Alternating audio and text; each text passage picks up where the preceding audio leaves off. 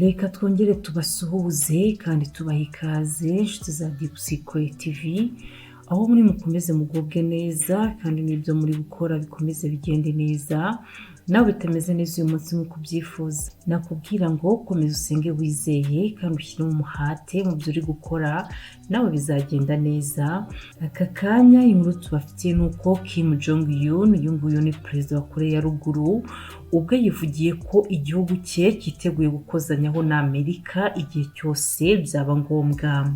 Uyu Kim Jong Un, perezida wa Korea ya ruguru, yavuze ko igihugu cye cyiteguye guhangana na Leta Zunze Ubumwe za Amerika mu buryo bwa gisirikare igihe cyose ngo byaba bibaye ngombwa. Ibi yabigarutseho kwa 28 Nyakanga ubwo Korea ya ruguru yizihizaga imyaka 69 ishize ivuye mu ntambara yayihanganishije na Korea y'Epfo.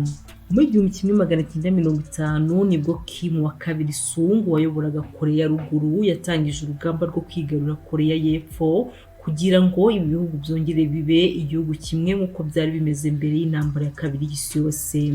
Ubwo Korea ya ruguru yateraga Korea y'Epfo, ingabo za Leta Zunze Ubumwe za Amerika nizo zatabaye hamwe n'iz'umuryango w'abibumbye basubiza inyuma Korea ya ruguru. Bamaze kuyitsinda nabo bashaka gukomerezaho ngo bahite bayifata, ariko nabo ntibyabakundira kuko Uburusiya n'Ubushinwa nabo bahise baza mu ntambara bagafasha Korea ya ruguru kubasubiza inyuma nanone.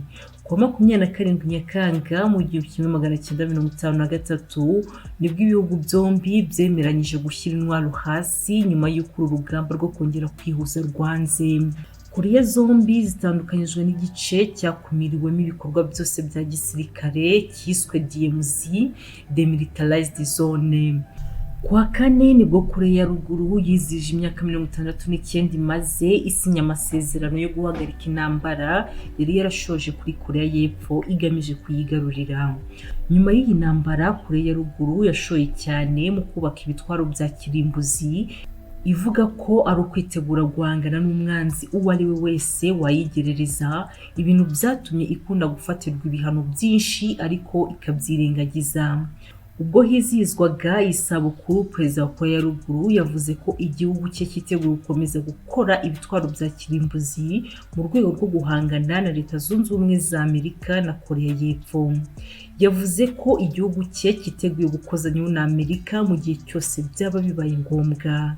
Yanga uko byifashe muri Korea ya ruguru rwose, kubaka igisirikare gikomeye no gukora ibitwaro bya kirimbuzi karundura rwose ni ikintu bashyize imbere cyane. Ati twiteguye gukozanyaho rwose n'umwanzi uwo ari we wese, ndetse rwose twiteze kuba twanakozanyaho na Amerika rwose mu gihe byaba bibaye ngombwa. Kim Jong Un rwose ni umwe mu baperezida basa nk'abatinyitse kuko rwose ikintu avuze ku kijyanye n'igisirikare ikintu avuze ku bijyanye n'igisirikare n'ibitwaro rwose ahangaha turayamanika abantu benshi. Yangaye nguko mukomeze mudukurikiremo kandi like na subscribe. Imana ibahe umugisha, turabakunda.